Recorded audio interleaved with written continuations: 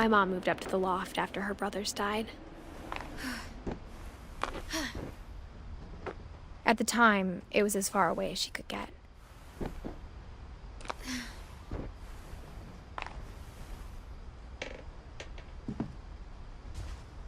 I can't imagine what it was like for her to lose 2 sons after she'd already lost 2 brothers. She spent a summer building houses in Calcutta, where she met my dad, Sanjay.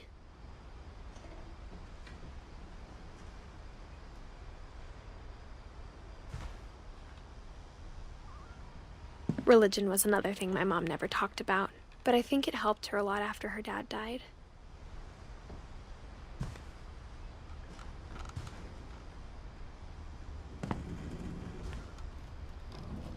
My mom moved to India a week after graduation and got a job teaching English.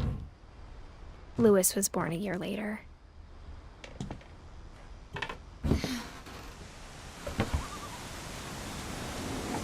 When my dad died, I don't think Mom knew where else to go. I'm sure Edie was happy to have her back.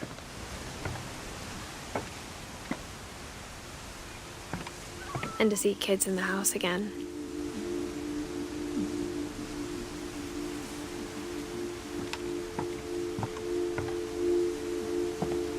The house had to get a little bigger, but Edie was used to that.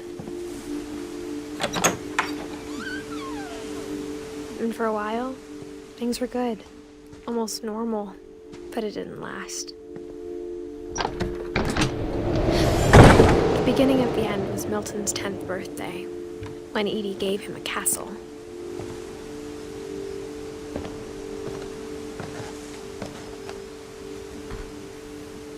After Milton disappeared, the only thing he left behind was a room full of paintings.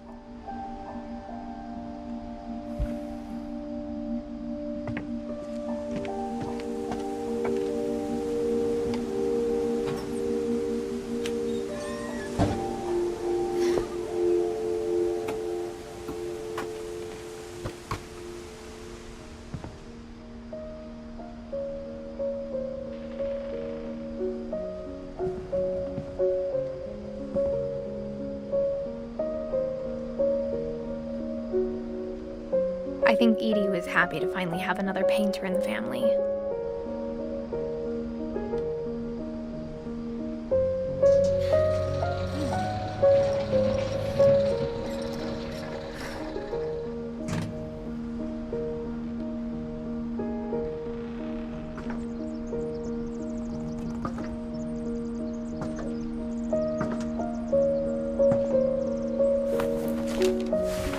Milton Finch in The Magic Paintbrush.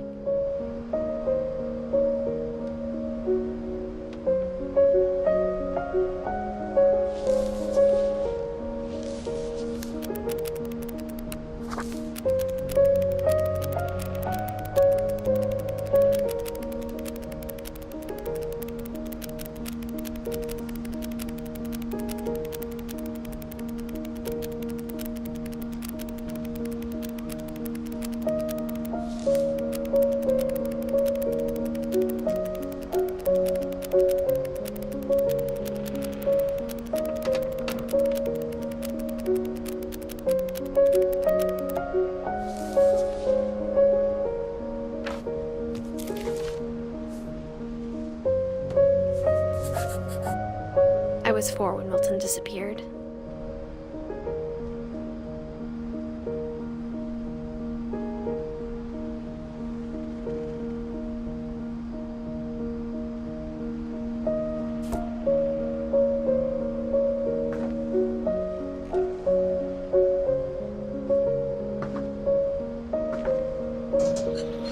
Mom spent months searching for my brother.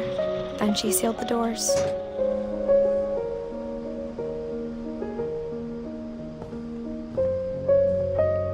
Whatever Milton had found in the house, Mom didn't want it getting out.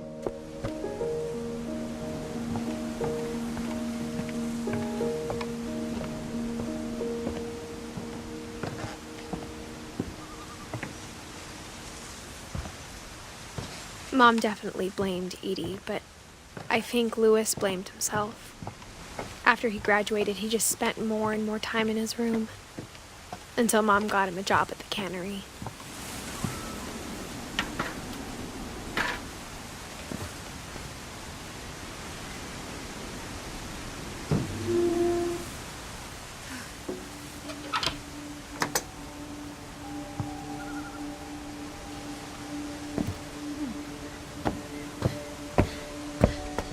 Lewis's room smelled very, very familiar. That part of him lived on. Lewis and I spent a lot of time playing games together, but he was surprisingly bad at them. He died a lot.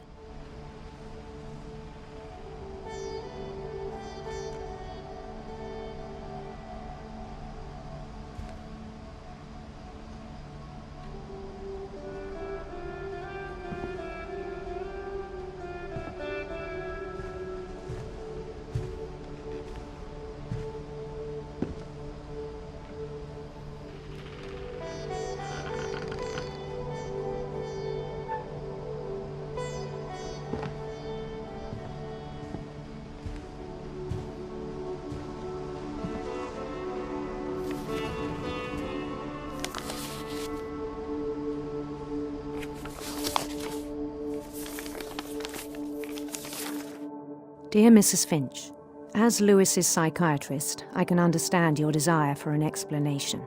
As I see it, the trouble began in January, shortly after we convinced your son to seek treatment for substance abuse. Newly sober, I believe Lewis first noticed the monotony of his daily life.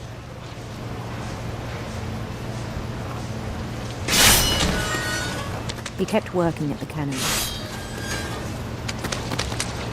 but he withdrew part of himself. In our sessions, I saw the same behavior. His mind began to wander. I asked him to describe it. He said he started small, imagining a labyrinth.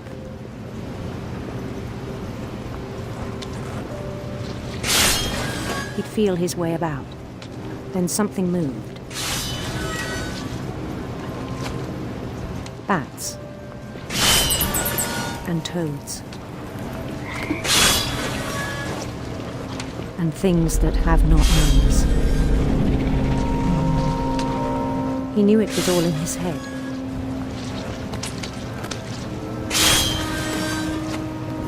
But he took it very seriously. I had hoped he'd find himself.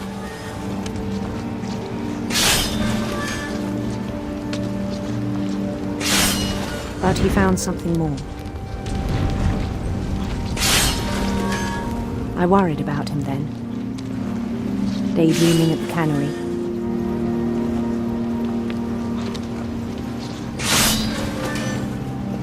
I spoke with his boss, but he said Lewis had become a model employee. Methodical, tireless, focused. Like a whole new Lewis. So I let him go on.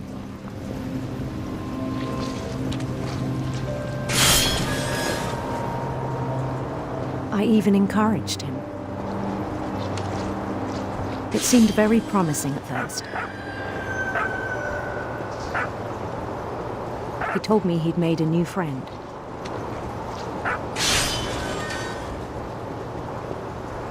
On the edge of a city he named Lewis-topia.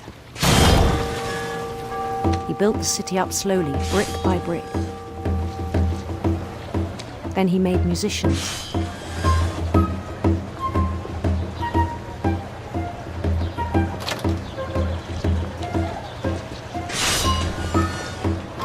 And songs for them to play. He talked about starting a band. And he was always humming something. Every day his imagination grew stronger.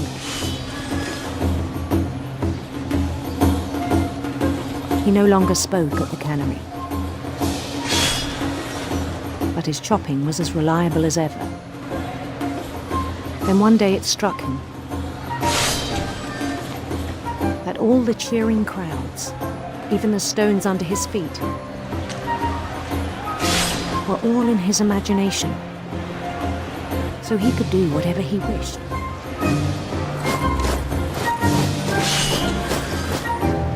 He held an election for mayor, and he won.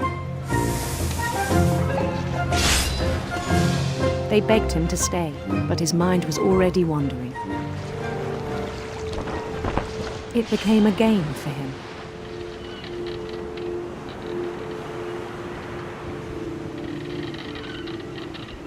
He'd conquer a city, then immediately push on. New Louisville.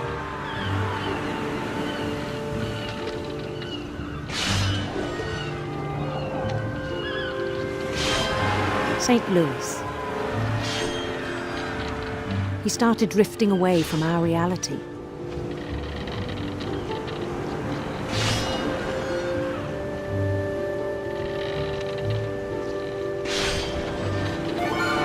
Minneapolis, until one day he forgot to go home from the cannery. Even as his mother pleaded with him, part of Louis kept sailing on.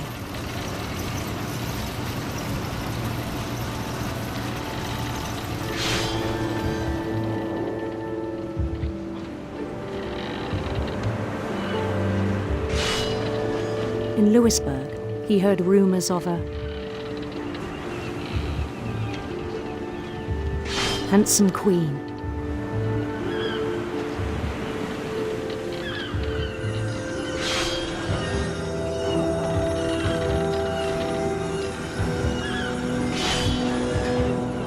The queen was on her own quest for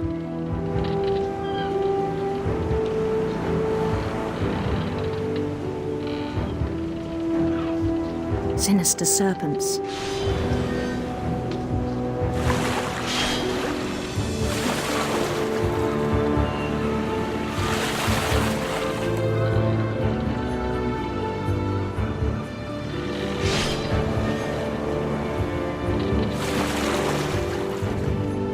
He followed the sound of her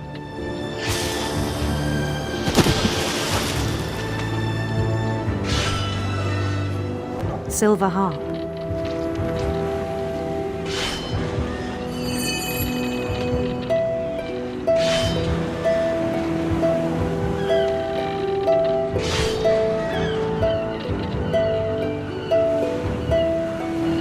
His chase led him to a golden palace east of the sun and west of the moon.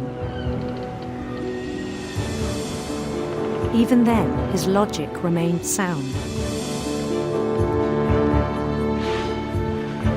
He knew the world was all in his imagination.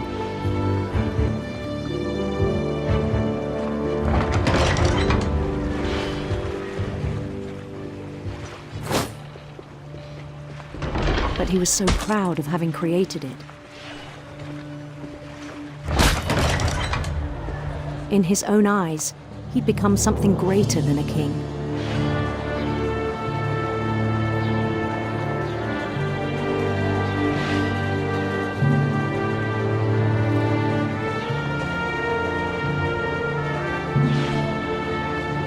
For someone who'd never known success in the real world, I think it was overwhelming. And then it struck him that the real Louis was not the one chopping salmon, but the one climbing the steps of a golden palace.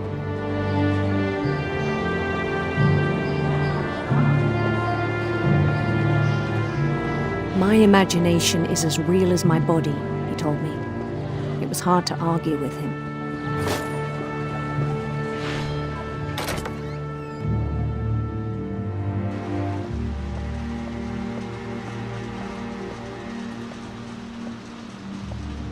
He began to forget the world we know.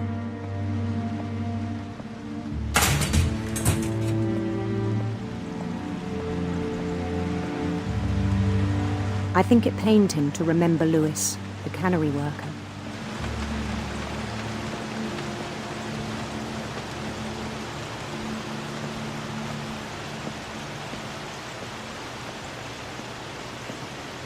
He began to despise the man with a royal contempt.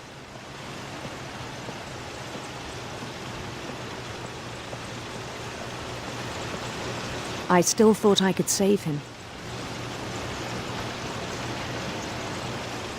Even after he said he was being crowned king over all the lands of wonder.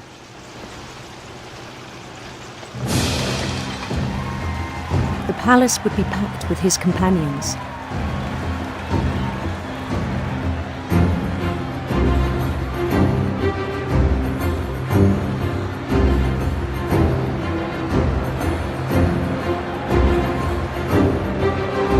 Including the wise Calico who'd insisted on advising him.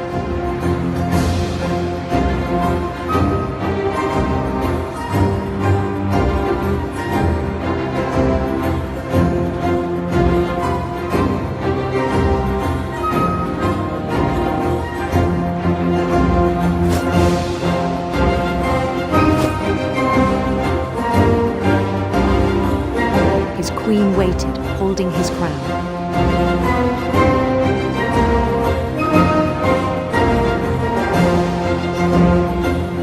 There was only one thing left to do.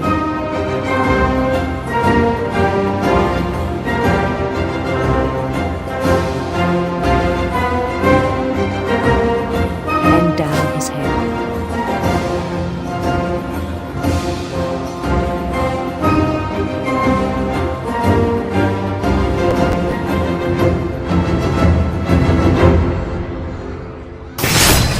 And the rest I think you know.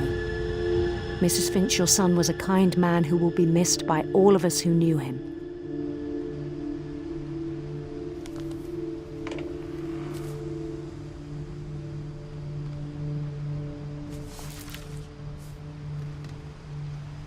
My brother was really cool. I wish you could have met him.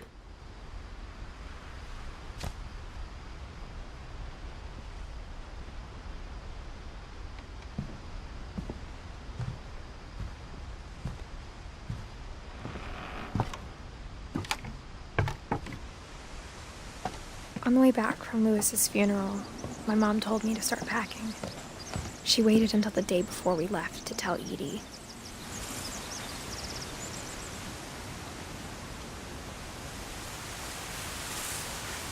I'm not sure if she wanted to make it easier or harder.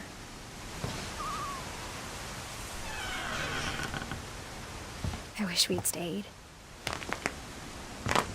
But I understand why we left. What happened that night had been coming for a long time. Maybe it should have come sooner.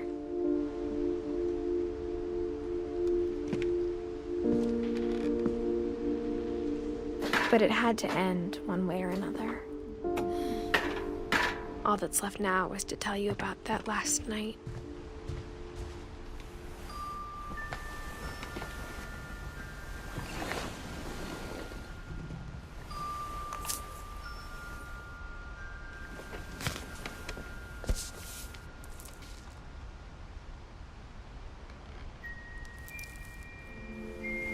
That whole last day, Edie just watched us pack and didn't say a word. Until supper, when she raised her glass and said, "To our final night together, and all our final nights apart." Grandma, you know what I said about alcohol. Some of your medications are very Edith, specific. I left a present for you in the hallway. Why don't you go open it? The grown-ups have to argue now. I'm sorry, you're right. We're all leaving tomorrow. Let's just enjoy our last... I'm not leaving. Edith, you're excused.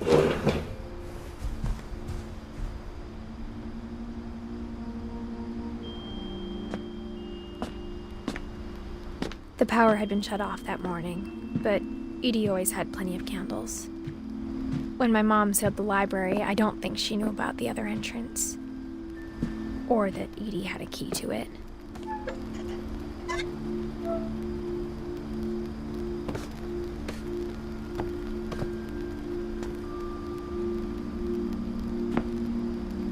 That thing you're afraid of isn't going to end when you leave the house. Edith has a right to know these stories. My children are dead because of your stories. I think it's best If Edith and I leave tonight, we'll have the nursing home send a van for you in the morning. Okay?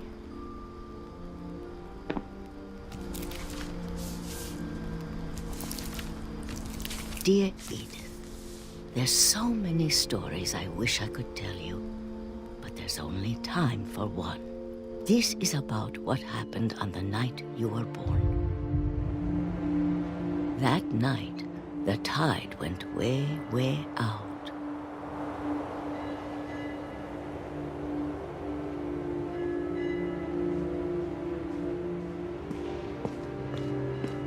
It was the first and last time I ever saw the old house aground. There'd been an earthquake out in the middle of the ocean. They called it the lowest tide in 1,000 years. God, it smelled awful. You know, I've seen that house every day of my life.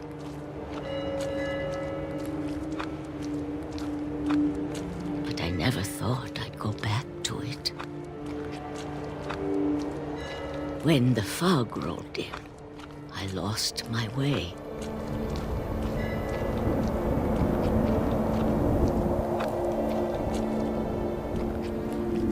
I got turned around.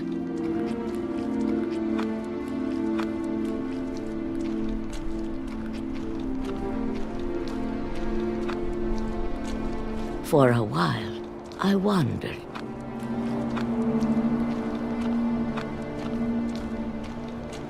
I started seeing things.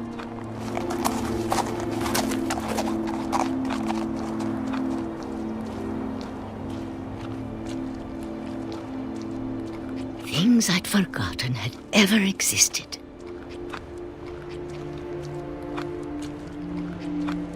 But when I saw them, they felt like old friends. That night, a lot of things came back to me. Or maybe I came back to them.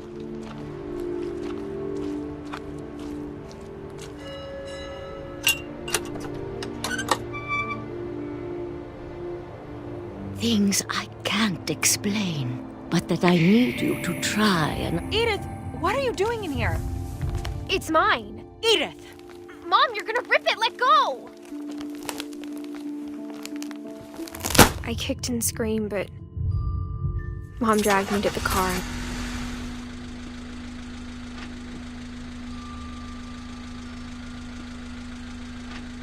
I never saw Great-Grandma Edie again. The next morning, the van came to pick her up, but she was already gone. After that, we moved around a lot.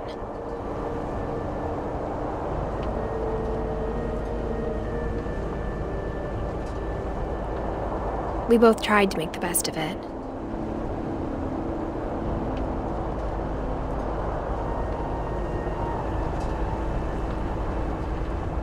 A few years went by.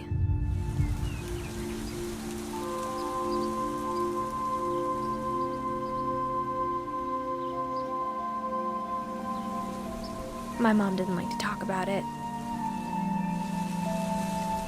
But she started getting sick a lot.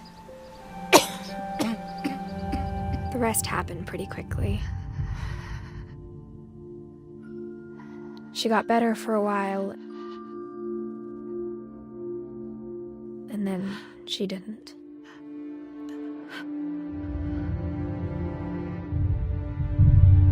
And then I was alone.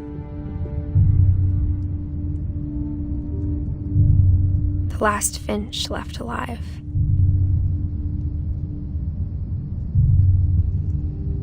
Until I found out about you.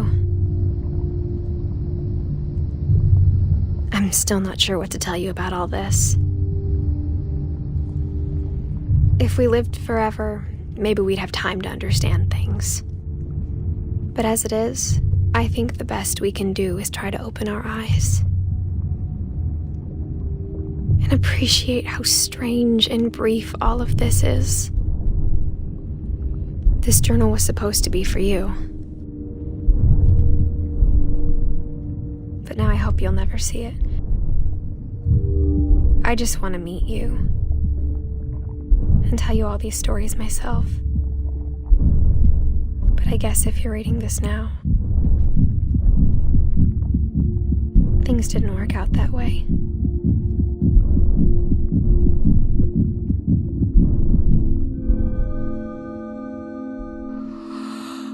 This is where your story begins. I'm sorry I won't be there to see it. It's a lot to ask, but I don't want you to be sad that I'm gone. I want you to be amazed that any of us ever had a chance to be here at all. Good luck.